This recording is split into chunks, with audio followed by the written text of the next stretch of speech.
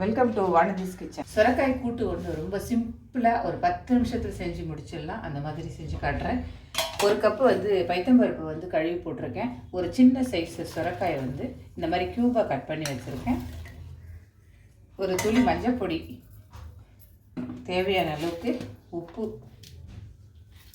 தண்ணி விட்டு நல்லா ரொம்ப தண்ணி வேண்டாம், சுரக்காயில் தண்ணி விடும், அதனால் ரொம்ப தண்ணி தேவையில்லை.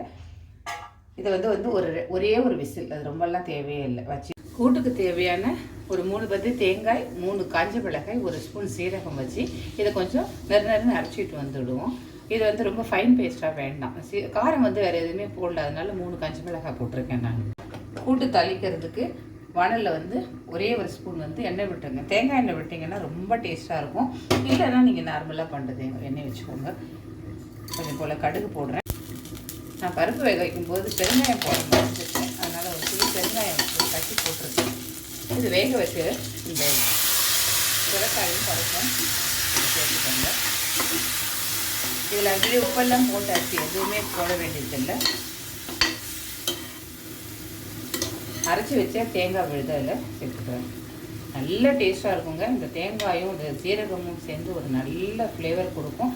ரொம்ப சிம்பிளாக வெங்காயம் தக்காளி எதுவுமே தேவையில்லை இந்த கூட்டுக்கு. சாப்பாட்டில் போட்டு பிசைஞ்சு சாப்பிட்லாம், ரொம்ப டேஸ்ட்டாக இருக்கும். அவ்வளோதான், முடிஞ்சிடுச்சு. கொஞ்சம் போல் கொத்தமல்லி போட்டுக்கிறேன். ரொம்ப மைல்டாக இருக்கும், காரெல்லாம் இல்லாமல். தேங்காய் எண்ணெய் அந்த ஜீரகத்தோட வாசனை ரொம்ப நல்லாயிருக்கும். சின்ன குழந்தைங்களுக்கு கூட சாப்பாட்டில் போட்டு கொடுக்கலாம். ட்ரை பண்ணி பாருங்கள். பிடிச்சதுன்னா லைக் பண்ணுங்கள், ஷேர் பண்ணுங்கள், சப்ஸ்கிரைப் பண்ணுங்கள். உங்களோட வேல்யூபிள் கமெண்ட்ஸை கொடுங்க. நன்றி, வணக்கம்.